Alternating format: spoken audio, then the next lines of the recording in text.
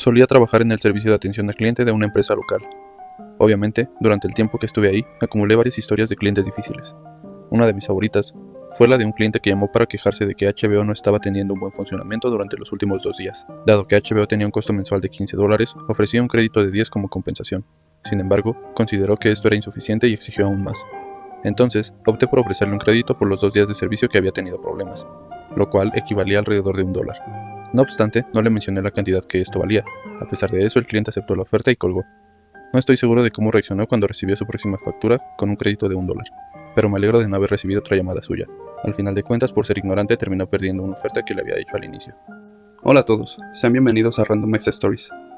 Aquí creemos en la magia de compartir historias y conectar con otros amantes del relato. Únete a nuestra comunidad, forma parte de esta experiencia única y disfruta de estas historias que comparten las personas que han vivido en su día a día. ¿Qué tan idiota consideran que es su jefe? Trabajé en una agencia de seguridad durante más de 10 años. Era una organización modesta, nada ostentosa, y rara vez nos enfrentábamos a peligros, excepto cuando ocasionalmente una pareja de ancianos parqueaba su carro en nuestro estacionamiento. Luego de eso se involucraban en actividades íntimas. Si alguna vez has presenciado una escena de cuerpos envejecidos, entrelazados en una cámara de alta resolución, comprenderías el tipo de peligro al que tuve que enfrentarme. Pero bueno, volviendo al tema, cuando comencé en la organización todo estaba bien organizado. Los archivos se mantenían impecables, los carritos de golf, las cámaras estaban en perfecto estado, y todos estaban bien capacitados. Fueron 5 años excelentes hasta que una ley afectó a todos los empleados temporales. Sí, fui considerado temporal durante una década. Nos dijeron que solo podríamos trabajar 24 horas a la semana, para que la empresa pudiera evitar pagar por el seguro de salud. Me quedé porque finalmente decidí terminar la escuela. Tenía un trabajo decente con un salario decente, lo cual era perfecto para darme el tiempo necesario para mis estudios. 2 años después, conseguí mi título asociado y comencé mi licenciatura. Fue entonces cuando contrataron a un nuevo jefe para mi turno. A él lo llamaremos Jimmy. Jimmy resultó ser un narcisista misógino y egocéntrico. Por lo general, se encerraba en su oficina durante todo el turno, por lo que rara vez tenía que interactuar con él. Sin embargo, un día mientras revisaba documentos, descubrí que nuestros nuevos empleados nunca habían recibido la capacitación, la cual era obligatoria según las políticas de la empresa, y un sistema de acreditación con el que estábamos asociados.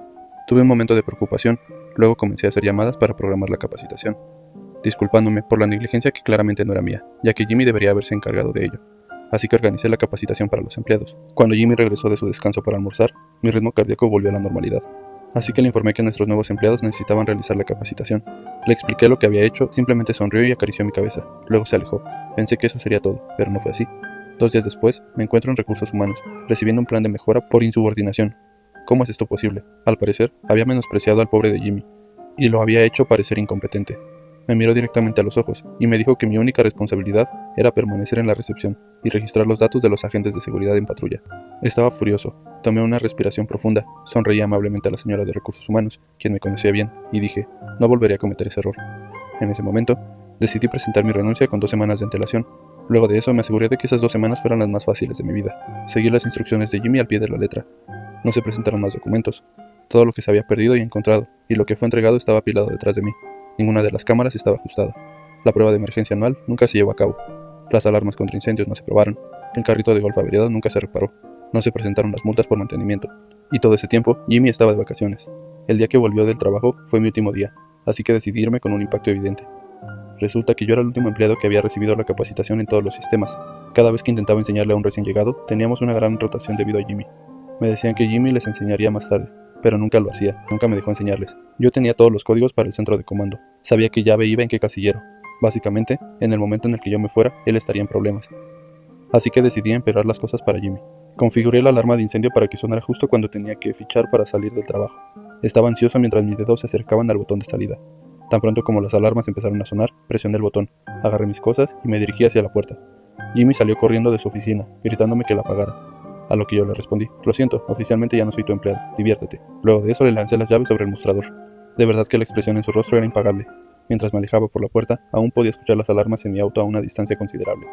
Sinceramente fue algo glorioso. Un colega me contó que después de mi partida, tuvieron que llamar a los bomberos.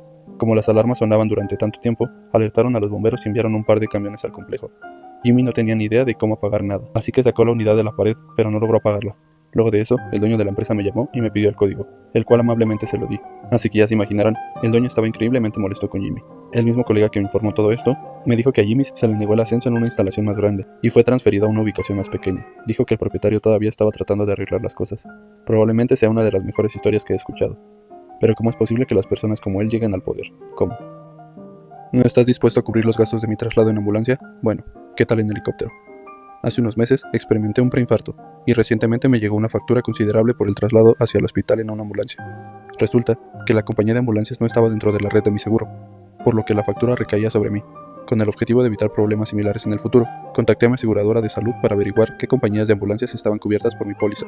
Fue entonces cuando descubrí que ninguna ambulancia terrestre en un radio de 250 kilómetros estaba dentro de la red, excepto 3 compañías de ambulancias aéreas en helicóptero.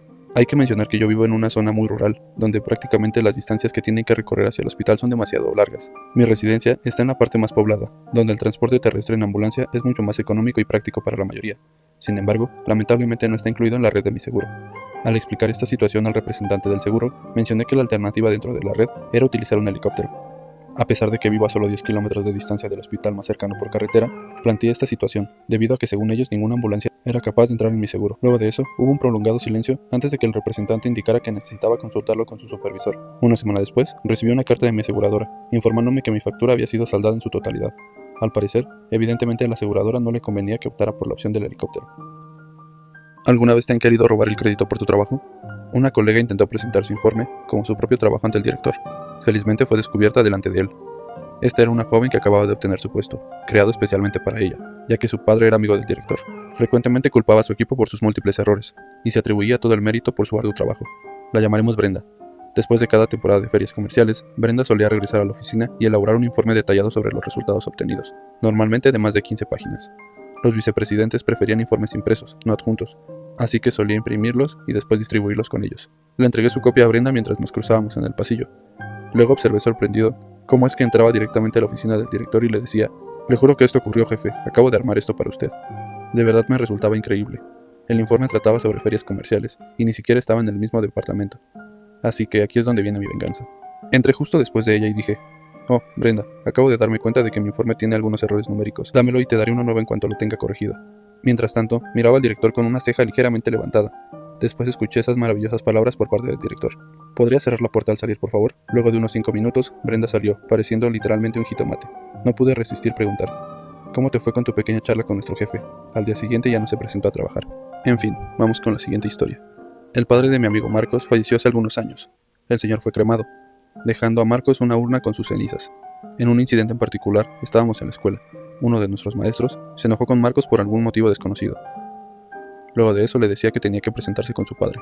A pesar de los intentos de él por explicarle al maestro que su padre había fallecido, el maestro no lo escuchaba. Entonces, al día siguiente Marcos le llevó la urna con las cenizas de su padre, las colocó sobre el escritorio y le dijo: «¿Quería conocer a mi papá? Pues aquí está». La reacción del maestro fue de sorpresa y consternación. Es importante aclarar que no se trató de que el maestro no creyera a Marcos, sino que no le dio la oportunidad de explicarse. Simplemente lo interrumpía cada vez que él intentaba decirle qué había pasado con su padre. Desde aquel día, el profesor comenzó a tratar a Marcos de otra forma más amable. Aquí concluimos con el episodio de hoy. Espero que todos hayan disfrutado el video. Si eres nuevo aquí, te animo a que te suscribas para no perderte ningún episodio y disfrutar de mucho más contenido. Recuerda que si quieres compartir tu historia con nosotros, en la descripción se encuentra un correo electrónico en el cual podrás mandar tu historia.